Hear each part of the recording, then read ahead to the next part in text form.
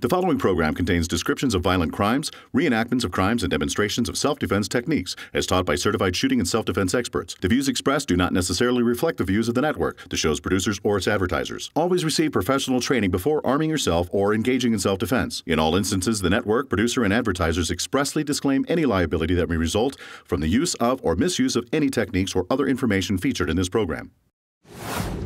It's a dangerous world we live in, and crime is everywhere. In the United States, there were over 11 million crimes reported in 2008. If you want to stay safe, you have to take steps now. Welcome to Don't Be a Victim. After the shooting, a brief struggle, the suspect was taken.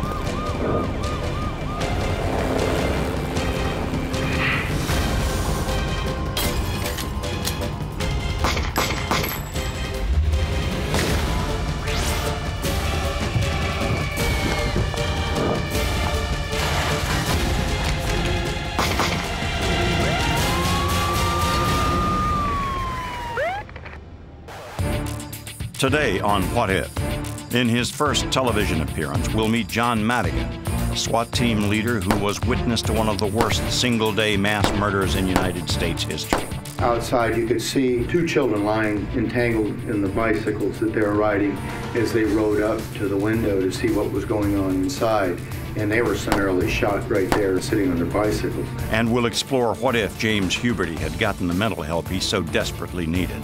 There was some reaching out by Mr. Huberty a day or two before by calling the mental health office within this county and asked to speak with somebody. But from what I understand, because it was an emergency, no one had gotten back to him. And what if you find yourself in a similar situation while you're out for a late lunch with loved ones? What could these folks have done here? What are you willing to do? How far are you willing to go in order to survive? And I think some people were just caught so by surprise they thought this isn't even real until they actually were hit with those projectiles. All this and more on today's What If. What If is brought to you by Blackhawk, honor is a way of life. Cheaper Than Dirt, America's ultimate shooting sports discounter. And by Otis, the most advanced gun care system in the world. Hamburgers. They're a particularly American passion. Most people love a trip to the local fast food restaurant, fill up on burgers, shakes, and fries, and enjoy the company of friends and loved ones in a clean, safe, family-friendly environment. Eating at a fast food restaurant is not a particularly dangerous activity. Yet on the afternoon of July 18th, 1984, 21 people were enjoying their lunch at the local McDonald's. 77 minutes later, they were all dead. Our story begins in San Ysidro, California. The community of San Ysidro in the city of San Diego lies on the U.S. international border with Mexico. It's probably one of the most traversed borders in the world on a yearly basis. And because we border Mexico, the population is predominantly Hispanic, but there's a number of different cultures within the area of San Ysidro also. San Ysidro was also the home to James Oliver Huberty, a deeply troubled man who was rapidly reaching his personal breaking point. James Oliver Huberty was a 41-year-old man, married, a father of 2 girls. He was a welder. He got in a motorcycle accident which left him with an uncontrollable twitch in his right arm, so he couldn't weld. He lost his job. He eventually landed a job as a security guard in San Ysidro. 2 weeks before the incident, he got fired, and he blamed Hispanics for that firing. For the next couple of weeks, he spirals out of control. A couple of days before the massacre, he reaches out for help. There was some reaching out by Mr. Huberty a day or two before the mental health office within this county and asked to speak with somebody, but from what I understand, because it was an emergency, no one had gotten back to him. That was a mistake that everyone in San Ysidro would come to regret. At first, it seemed like Huberty was doing fine with his recent termination. July 18th, 1984 started out just like any other day. This Huberty takes his family, goes to the zoo. On the way home from the zoo, he stops at McDonald's. Sometime that morning, Huberty starts to get agitated. He tells his wife society had its chance. Society would pay a heavy price for not fulfilling James Oliver Huberty's expectations as he was about to unleash his fury on the world. He gets home, he starts gathering weapons. He grabs a semi-automatic assault rifle, a 12-gauge shotgun, and a 9mm pistol. His wife sees him doing this and says, "What are you doing?" And he says, "I'm gonna go hunting humans." Despite this guy's strange behavior, his wife doesn't bother to contact the authorities after he leaves the apartment. She doesn't call the authorities and tell them something's happening. She just lets it go. Coming up, law enforcement in San Ysidro face the unimaginable. A madman hell-bent on assassinating as many innocent people as possible. We could hear constant gunfire through this whole incident. As the inner perimeter SWAT team officers were trying to move around, he would see them and begin to shoot at them. We had no idea whether he just had hostages. We'd never had anything like that happen in this country.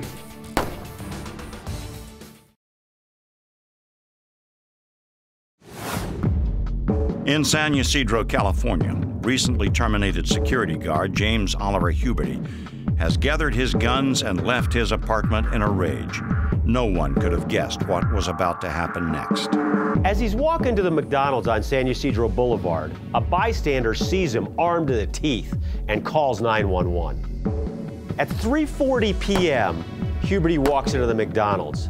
He starts spraying customers and employees. He's going through, he's targeting Hispanics.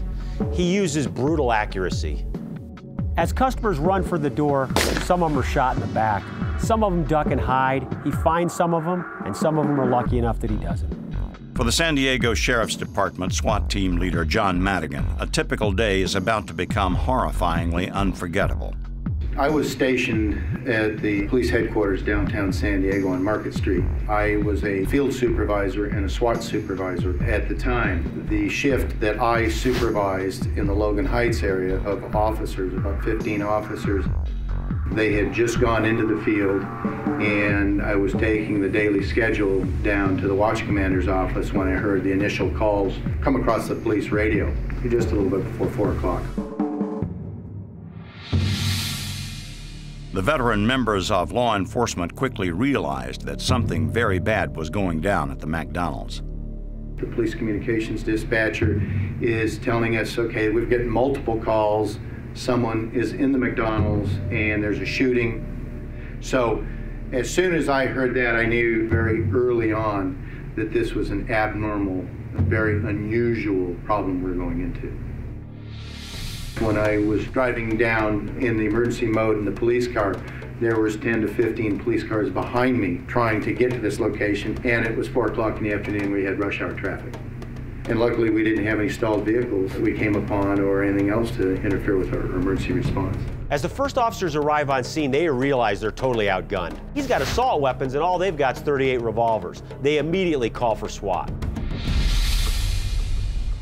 As SWAT arrives on scene, they are greeted by a horrifying sight.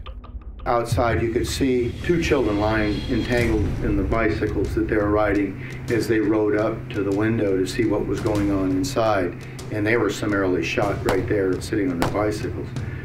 We could hear the constant gunfire through this whole incident. As the inner perimeter SWAT team officers were trying to move around, he would see them and begin to shoot at them. You know, at the time, was it foreseeable that that could happen? And we never had experienced anything like that. One of the toughest things for the SWAT team was getting a clear view into the restaurant to try to figure out what was going down. The sun was starting to set, and so that created a problem for the Special Weapons Unit, which I was the SWAT team leader of, and in trying to form tactics and trying to stop the threat, trying to stop Mr. Huberty. The sniper that was placed on top of the post office right next door to the McDonald's was looking west, which is where the sun was setting. For 77 agonizing minutes, law enforcement was pinned down in the parking lot listening to the slaughter of innocent people. Then suddenly, the good guys catch a break. One of the SWAT team members who had a perimeter setting fired back, which then caused Huberty to return fire and expose himself in the window where the sniper, Officer Foster, who was on the roof, to shoot him at that time because he exposed himself in the doorway window. As soon as the sniper said the suspect's down, we went into an immediate recovery mode and rushed the restaurant with hopes of saving a lot of people. 19 people came out alive, which was very fortunate for them. After a fierce battle, 19 hostages had survived, 21 were massacred, and most importantly, the man that slaughtered all those innocent people, James Oliver Huberty, was dead. Coming up, police enter the building and encounter the aftermath of Huberty's bloody rampage firsthand. There was a lot of bleeding that had gone on by everybody inside. It was a very traumatic and very almost surreal interior because there was just bodies laying all over the place.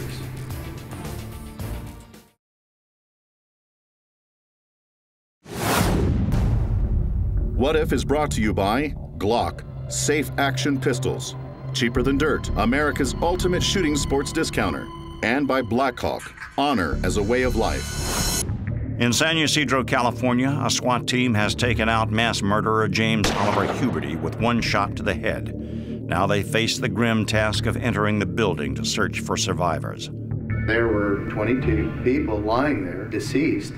The first one I saw was about a 6 or 8 month old, and a female holding the child and another male counterpart. I don't know if it was the parents. There was a lot of bleeding that had gone on by everybody inside.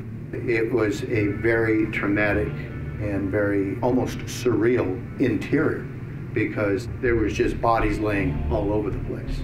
And so if you were one that went in there, it really left a mark. And in fact, I have not talked about this in a media setting in 26 years.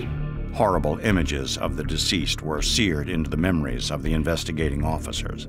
McDonald's served little soft ice cream, and that was melted and congealed in the pools of blood.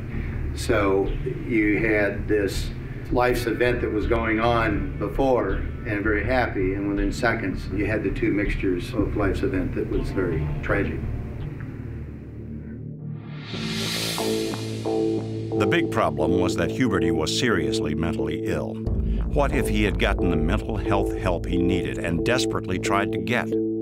There was some reaching out by Mr. Huberty a day or two before by calling the mental health office within this county and asked to speak with somebody, but from what I understand, because it was an emergency, no one had gotten back to him. I think government and people need to be more active in mental health issues. And what if you find yourself in a similar armed shooter situation? People trapped in the restaurant that day took a number of approaches. One particular case, a young lady who was with friends sitting at a table. They were summarily shot. She was not killed. I believe her friends were, and she lied with them on the floor, pretending she was dead. There was one of the employees at McDonald's who survived. He was in back and had gone down the staircase to the storage room. Some experts say that if you have the proper training, the thing to do is fight back. If you can get out the door, if you can get your family safe, get out. If you have the tools and the skills to be able to defend yourself like a firearm and proper training, you could jerk out your pistol, and in less than a second and a half, you could stop that guy cold in his tracks and end everybody's nightmare right now. Others, like SWAT team leader John Madigan, aren't so sure that most people would be able to take on an armed assailant. If you've not heard the explosion or report from a firearm when it's fired, and if it's fired at you and you're in front near that blast, it causes you to just stop in your tracks if you're not trained to do something else. And that momentary hesitation would allow him or could allow him to get on target, and the next thing you know, you're being shot. But on the other hand, what's your alternative? The most important way to keep yourself safe wherever you are is to be aware of your surroundings. When you are out at a restaurant or at the movies and stuff, it doesn't mean that you can just be absolutely relaxed because of these types of things that occur. It's unfortunate, and people say, hey, I go to relax and not have to worry about this. But you're in a world today where we have folks flying jets into tall skyscrapers, people walking into their place of employment and mass murdering folks. And it's just not the way it used to be, 30, 40 years ago. And you just have to be much more conscious of what's going on around you. Being at the McDonald's, viewing the results of Huberty's bloody rampage affected everyone there, especially SWAT team leader John Madigan. It really allowed me to grow in an area that I thought I would never even have to grow in, which would have much more empathy and much more sympathy for folks involved in these just wrong place, wrong time type incidents. And no matter how hard he tries to put it out of his mind from time to time, thoughts of that horrible day still come back. I still occasionally will think about that incident, and I will occasionally think about what are happening to the family members who survived it, the young folks who were injured out of it, what they're doing, how this affected their life. Believe me, if law enforcement could have stopped this back in 1984, they certainly would. The McDonald's massacre is etched in the memories of the people of San Ysidro, while no one can explain why this horrifying event had to happen.